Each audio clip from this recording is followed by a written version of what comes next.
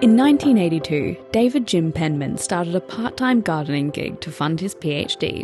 By 1989, that side hustle became a franchise built entirely on unmatched customer service.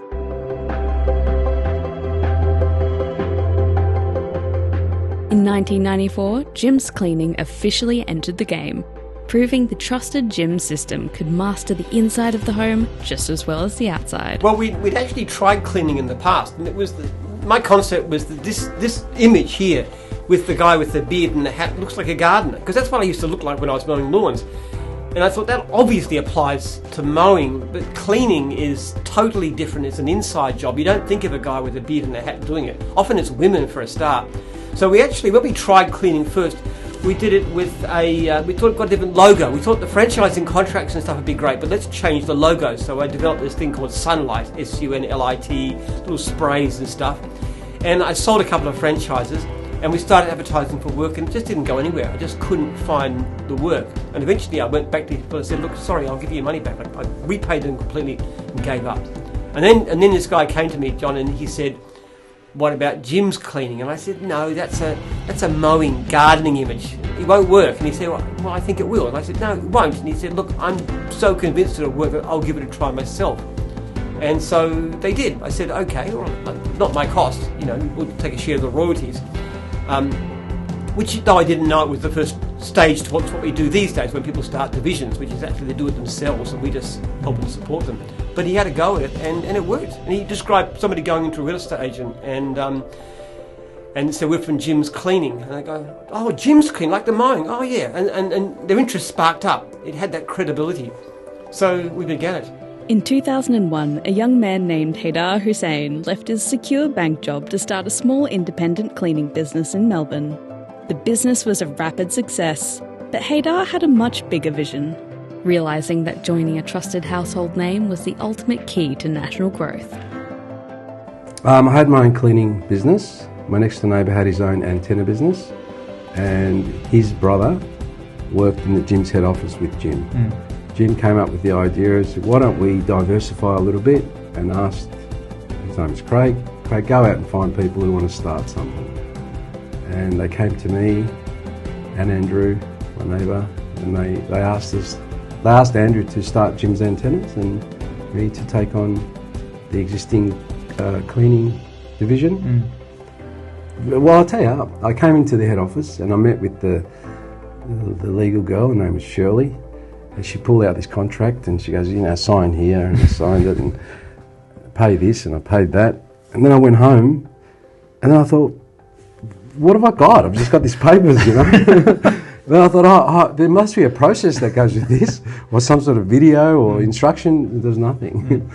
So because there was nothing there, we had to sit down, and Andrew was really good, and the team of new franchisors, because we weren't the only ones. There was probably about 8 of us, 8 new divisions. We all banded together and motivated and educated each other, and somehow 20 odd years later we've got 1,700 odd franchisees. Yeah. Within just 3 years, Haydar acquired the national rights, taking sole ownership of the empire.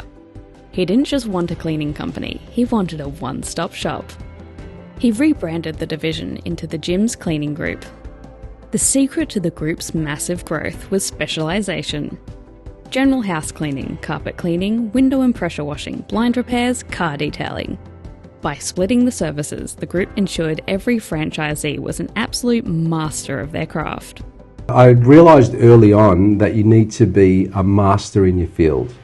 You can't dabble in carpet cleaning with a $1,000 machine. Our carpet cleaners spend tens of thousands to buy their equipment, and then on top of that, tens of thousands to get educated in that service. And the effect of that is that they can do quicker work, which means they can make more money throughout the day and get satisfied. That's one of them. Number 2 is they can do better work. And what does better work mean? The customer's satisfied, will pay you easily, and then most likely refer you, or ultimately call you back again as a repeat. So every franchisor still even mowing should even consider this, be an expert in your field. In 2006, Ali Olmez joined the division. Haydar is my brother-in-law, and when he married my sister, I was actually I was the area manager for Dick Smith Electronics, and at the time I was looking at starting my own business. So I was looking at local cafes and restaurants, and I remember one day we had a barbecue and Haydar was there and he said, "Did you find anything?" I said, "No, it's not really what I want due to the lifestyle."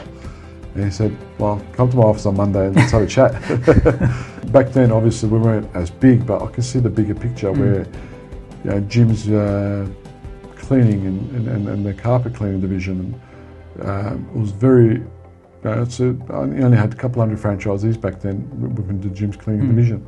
I've joined as a carpet cleaning franchisee and a franchisor at the same time, purchased a little small region in Victoria, in Melbourne. At the time, I had 4 franchisees, and I thought I was Microsoft. So, we started advertising, we've started building the brand, and with Haydar's coaching and with the right mentor, and we've ended up buying the other franchisors out in Melbourne, and within about 2 years we had about 25 franchisees. In 2012, Ali Olmez was appointed as CEO, focusing entirely on franchisee success and driving unprecedented expansion. Under his leadership, the group exploded from 300 franchisees to over 1,700 today. No, my phone number, is obviously as well as Haydar's and Jim's, is available to all franchisees. So I often get phone calls from franchisees any time of the day, and there's not an email or a call that gets unanswered. So we're very strict on that, and that applies to all our support team as well. Yeah. But every day in the office, everything that we do in the office at the Jim's Cleaning headquarters, there's one question that we ask, and that's written on my wall as well. Whatever that we're working on, is it going to make it better for the franchisee? Is it going to? So we're working on a sprinkler deal. Is this going to help the franchisee? If the answer is yes, let's go ahead with it. If the answer is no, it's not really, then we move on. So we're working on the website. Is it going to help the franchisee? Or we've got Jimbo. We're implementing new systems and policies in place. Is it going to help the franchisee? If the answer is yes, we go ahead with it. We spend the time and the resources. So everything we do is one question that we ask is it going to improve our franchisee's business? Today, Jim's Cleaning Group isn't just a household name. It's the largest cleaning franchise in the Southern Hemisphere.